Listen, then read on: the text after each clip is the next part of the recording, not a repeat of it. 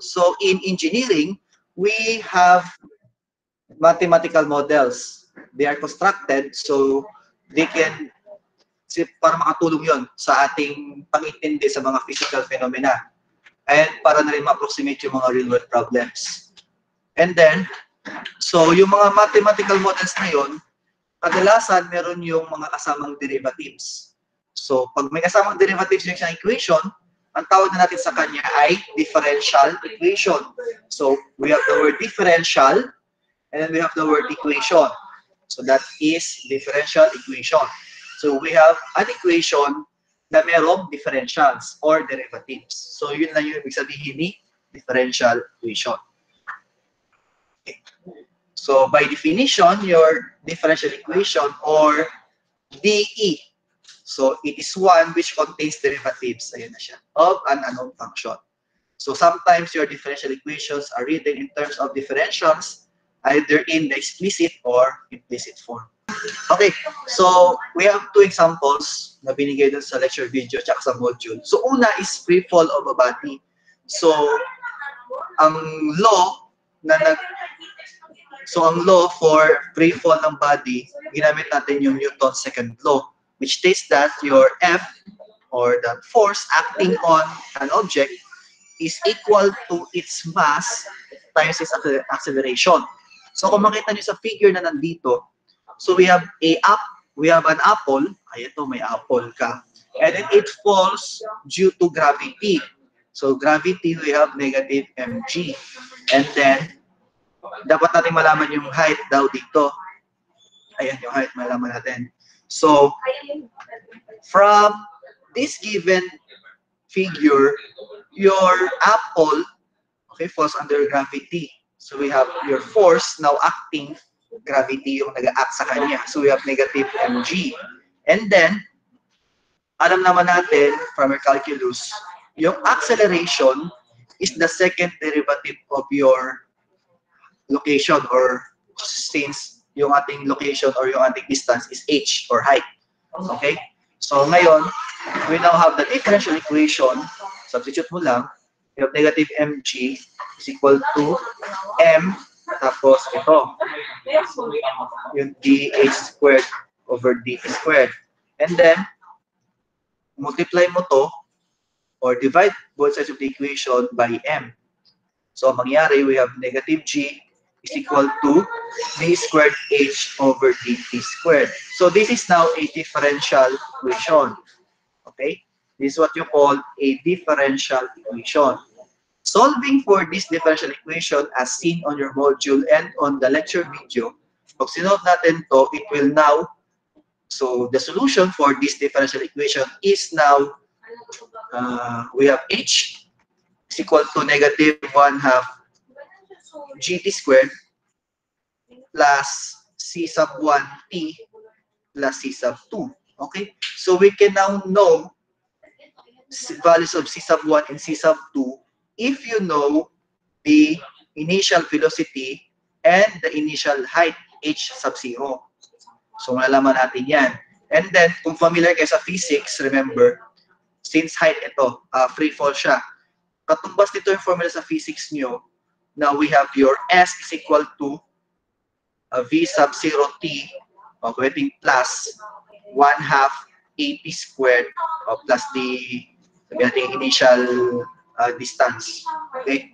So, since free fall to, naging ano siya, h is equal to v sub 0t minus 1/2.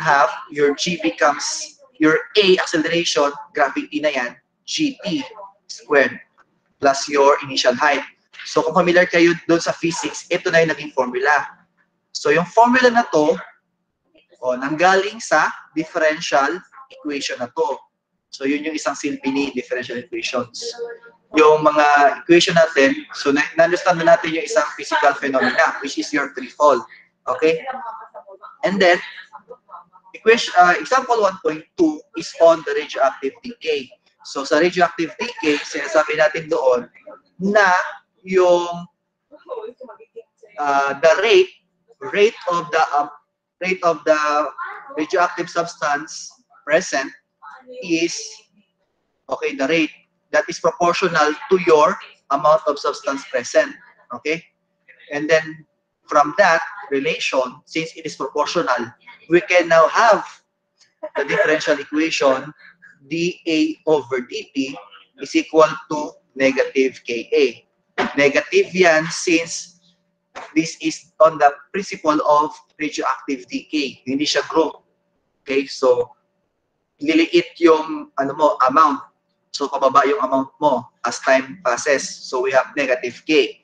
So from that, nandun na rin sa inyong, this is now the differential equation.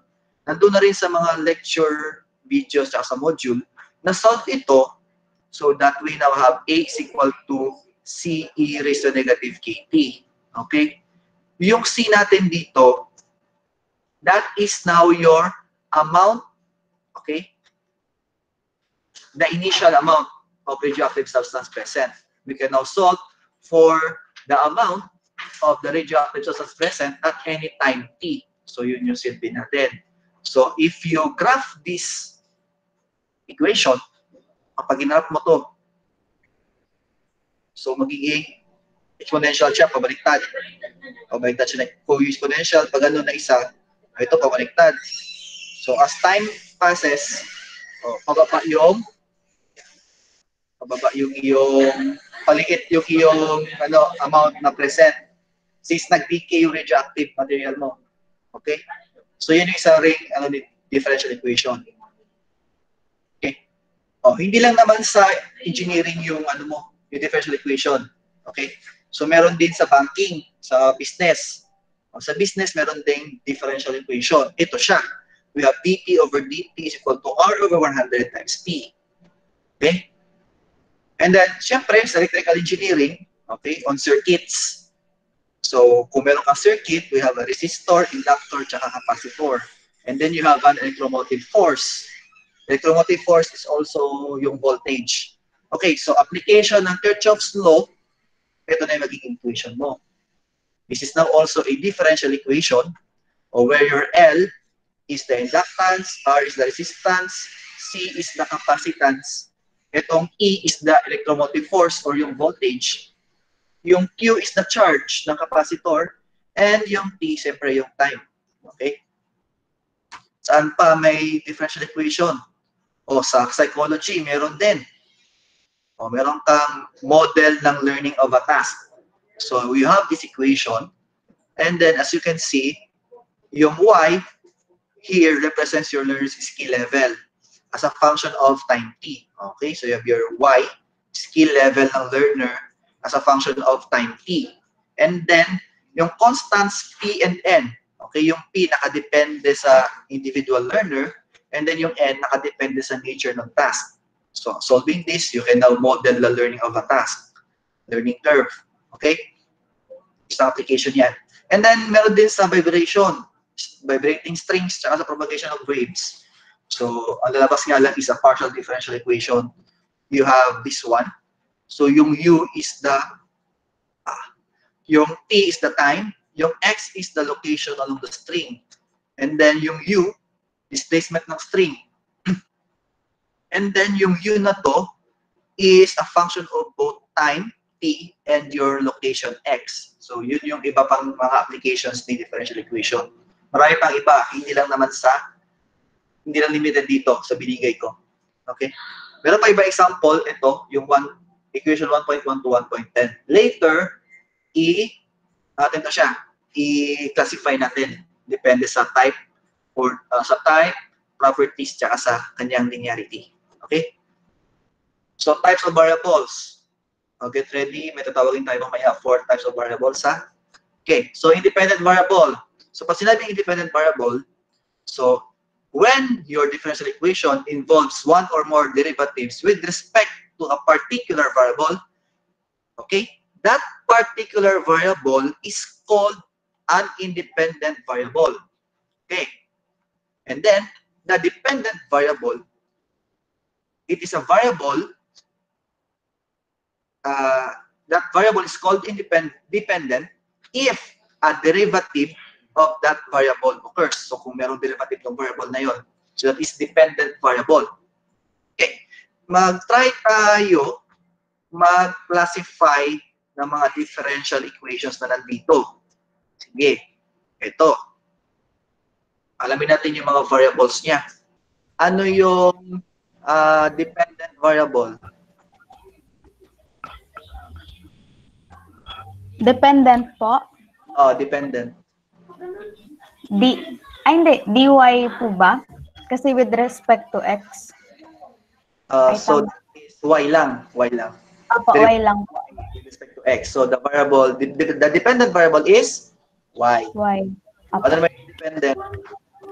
Yung x po. X. Kasi with respect to x po. With respect to that variable. So, that particular variable is your independent. Okay, very good. Opo. Thank you Next. po. Very good. Okay. Next, doon tayo sa isang equation naman. Equation 1 point, ano tayo? Yung medyo, ano. Ito, 1.4 tayo. Tawagin natin si Dan May, Emeline Reyes.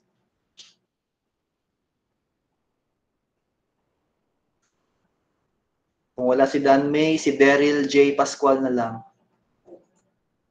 Dan May. Sir, dito po. Sir, dito po ako. Okay, Daryl, mamaya na. Okay, equation 1.4 tayo. Ano yung dependent variable? Yes po. Dependent variable. Yung ano po, sir, Dependent. yung U po. U po. Very good. Ano naman yung independent variable? Tama, tama. Tama. Independent naman. Yung T po. T. Ano pa? Ay. T tapos X tsaka Y. Okay, very good. Sige. Ayos. Next.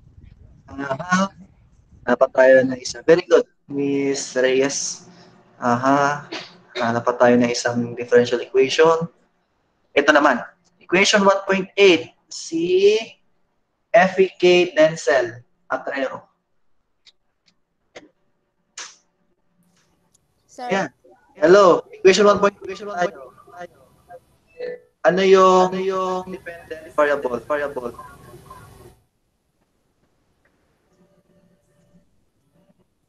X, sir? Okay, very Independent, good. Okay, sir. very good. Ano ba independent? Yung Y, sir.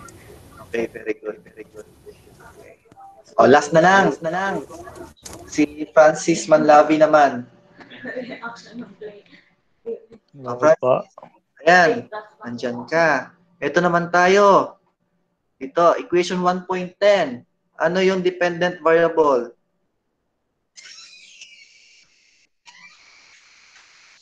Yung X po sa Y. X at Y. Okay, very good. Ano naman independent variable? Time IT.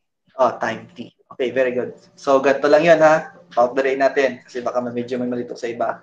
So, ang dependent variable, yung nasa taas. Ito, kita nyo, dependent variable sa taas. So, we have y, we have u, we have x, and then we have xy. Yun nasa taas ng derivative. And then, yun nasa baba, that is your independent. So, we have x, ayan. Tapos, we have your t, x, y. Tapos, itong y, ayan. Independent variables yan, yun sa baba. Tsaka yung time t. So, gano'n lang siya yung ating independent tsaka dependent variables. Okay? So, punta tayo sa pag-classify ng mga differential equations. Unahin natin sa properties. So, we have order. So, ang order, yun yung highest order derivative. Yung pinamataas sa derivative na sa equation. O, for example, balik tayo dun sa kanina, equation 1.1. Ang equation 1.1, ang highest derivative yung dy over dx. So, therefore, this is first order. Okay? And then, kasunod, equation 1.2. Kung makita ninyo, ang highest naman dito is ito, d squared y over dx squared. Second derivative. So, therefore, this is second order. Okay? Yun yung sa order. Itong kasunod, degree naman. Yung degree, Yung degree, yun yung largest power or exponent nung highest derivative. Nakakalito, no? Yun yung largest power or exponent ng highest derivative. Okay. Example ito. Ang highest derivative is dy over dx. Okay? And then ang exponent niya is 1. So therefore, this is first degree. First degree. Itong kasunod, we have your highest derivative, ito, d squared y over dx squared. Ang highest naman niya na exponent, 1 din. So this is first degree. Okay? O itong kasunod, ito, kasunod naman, pag inayos natin to, we can have, divide natin by dx. So we have x squared plus y squared minus 2xy dy over dx is equal to 0. Dy over dx, that is also, ito yung highest, and then that is also first degree. Itong kasunod, magtawag tayo. Bago yung degree, order muna. Anong order nito? Question 1.9. Order. Wait lang po. Yung order, yun yung highest derivative na nandyan. Question 1.9. Ano yung Yung degree, sir? order muna, order. Ano yung order? 2, sir. 2. Very good. So this is second order. Ito ang kasunod. Ano yung degree? Yung degree naman, yung largest power or exponent ng highest derivative. 3 po, sir. Ulit ha? Yung largest power or exponent ng highest derivative. Ano yung highest derivative? 3 po ba, sir? Highest derivative dito. Diyan, second order. Ito yon. Di ba? Ano yung exponent niya? 2 po. Exponent. So, exponent niya, ayan, ano yan? 2. Ito, exponent na to, ano to? Iba to ha? 1 po. Hindi yan exponent. So, we have first degree. Ganun lang yun siya. Okay. Isa pang example. Tawagin natin si Jamay naman. Thank you, Jacob. Si Jamay naman. Jamay. Fatima. Ito naman sa'yo. Equation 1.7. Ano to? Anong order? 1.7. Highest derivative. Second po, sir. Second. Okay. Ano naman yung degree? Ito yung second. Yan. Anong degree? 3 po. Yung exponent ng highest na yan. So, 3.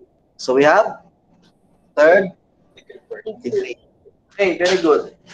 Okay. So, yun lang yung loser Ian. Okay, so yun yung order tsaka degree. Okay, proceed tayo sa type. Meron lang 2 types. We have ordinary differential equation or ODE. So ito, simple lang. Meron ka lang ordinary derivatives na nandyan of one or more dependent variables with respect to a single independent variable. Lahat ng nandito, ayan. So with respect to a single independent variable, isa-isa lang. Yan. With respect to yan. Okay. So ang tawag sa lahat ng ito, this is ODE or ordinary differential equation. Lahat na nandiyan sa screen ninyo. Okay? Next, we also have what we call partial differential equation. Ang PDE, meron naman itong partial derivatives. Okay? Partial derivatives naman siya. And has one or more independent variables. So, ang equation 1.4 tsaka 1.6, those are examples of a PDE. Okay? And then after, according to type, we have according to linearity. So, a linear differential equation is one in which the dependent variable y and its derivatives appear in additive combinations of their first powers. So, a differential equation is linear if it has the form as shown on this equation. So, pag ganito yung form. Okay? Yung isang ODE. Pag PDE naman, pag partial differential equation naman siya, ganito yung magiging form. Okay? So this is a first order linear partial differential equation with two independent variables x and y. And then you have this one, mahaba-haba yan, that is second order linear partial differential equation. You have two independent variables x and y. Okay?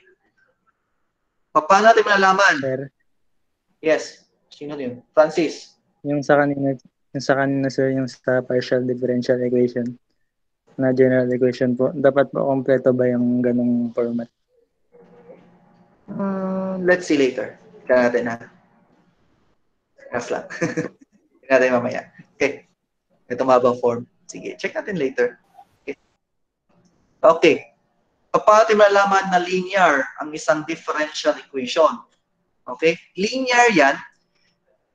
Ganito yung mga conditions. First, it should be linear in the dependent variable. And then second, it should be linear in all the derivatives. And then third, it should not contain a product of the dependent variable and its derivative or differential. And then, it should not contain any transcendental function of the dependent variable. So, ito yung apat na conditions. Kung isa man dyan ang hindi na-satisfy, kahit isa lang, and then your equation is now non-linear. Kahit isa lang sa apat na to, kahit isa lang dyan, ang hindi na ma-satisfy, hindi na siya linear or it is called non-linear. Okay, example tayo. Classification tayo nitong mga differential equations na to. Magtatawag tayo ulit. Okay? Unahin natin si Jordan Sam Agbisit. Pag mahiya mag-recite, i-correct. Sir, Okay. Number hello one. po. Okay, sige, Jordan. Number one, ito. Is this ordinary or partial? Ordinary, sir. Okay, ordinary, very good. Next, anong order naman yan? Second, sir. Okay, very good. Degree, First, sir. very good. Is this linear, non-linear?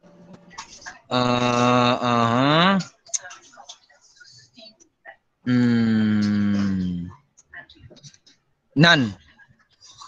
You sure? Non-linear yan? Not sure, sir. Not sure. Ito ay linear. Okay. Satisfy naman niya lahat kasi nakita niyo yung kasama niya. Ito naman ay mga parameters naman yan. Mga parameters. Tapos, nasa parameters lang naman yan. Tapos yung mayroong transcendental function ay nasa variable na t. Ito naman yung independent. Okay. Okay. So, okay lang siya. Hindi siya nasa, kung omega, ano to, kunyari, cosine, omega, q ito, doon siya magiging linear. Okay? Yes, sir. Doon siya Thank you, magiging sir. linear. Pero sa given natin na equation, that is, okay? Okay. Hindi pa tayo. Kay Catherine Joy Aldea tayo.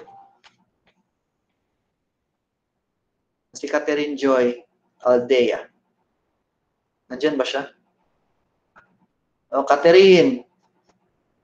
Ay, sir, sorry po, kararating ko lang po. Okay. Number 2 tayo.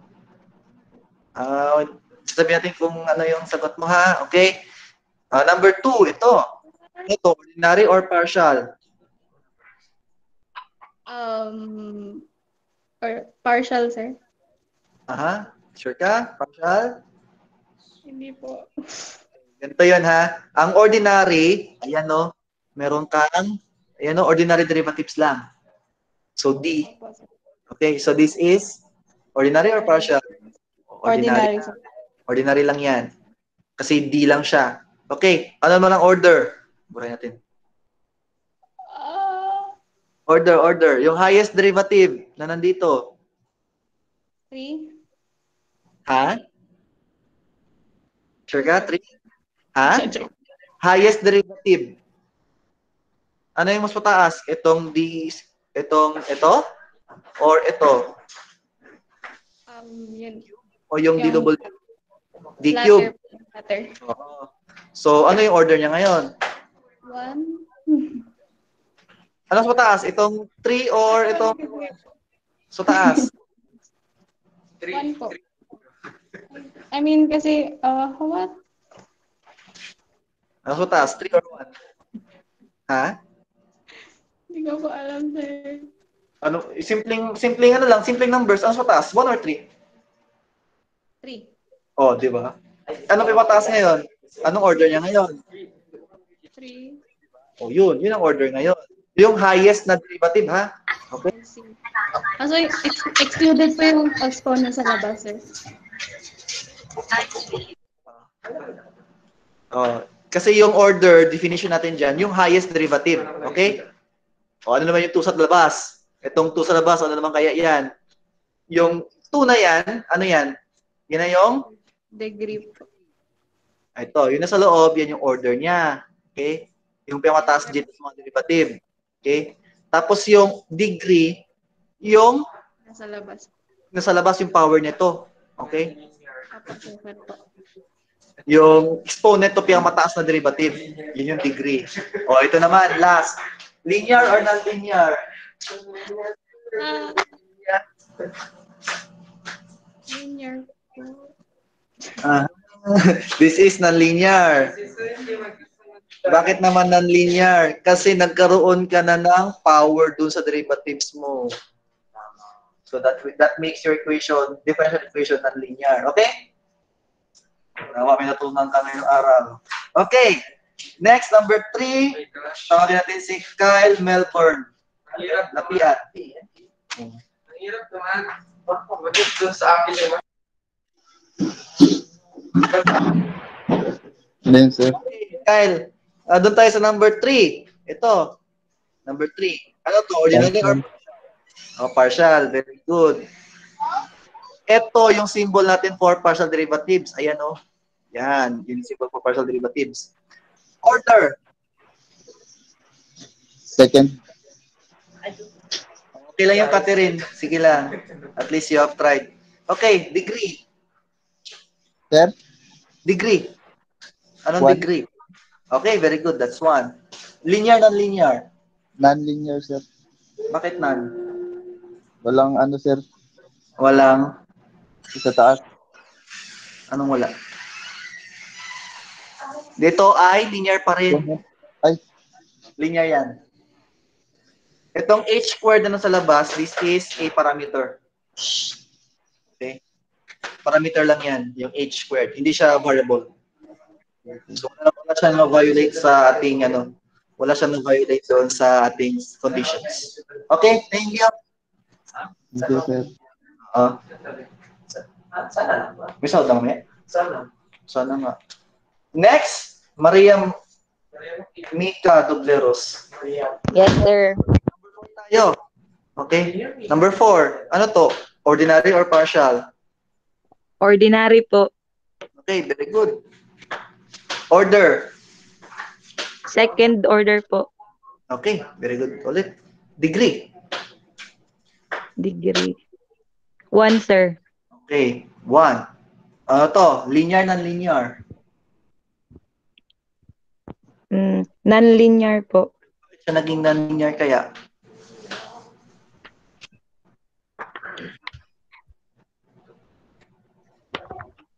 Bakit siya naging non-linear?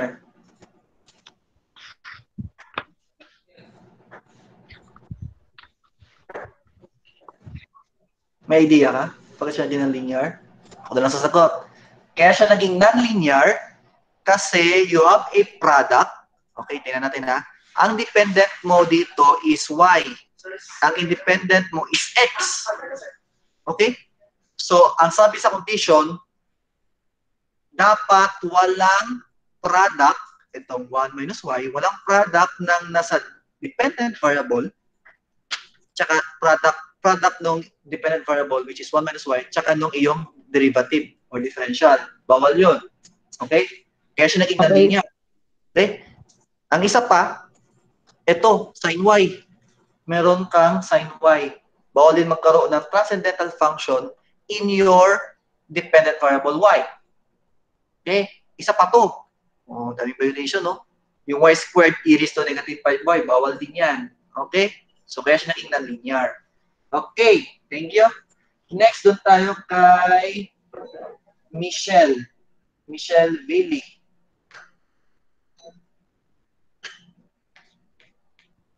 Si Michelle. Sir. Ayan, Sir. si Michelle. Okay. Ano to number 5? Partial, ordinary or partial? Partial, sir. Partial. Very good. Order. Second order po. Order. Okay. Degree. First order. Okay, very good. Linear, non-linear. Linear, sir. Sure ka? Hindi, sir. Ano to? Linear, non-linear. Non-linear, sir.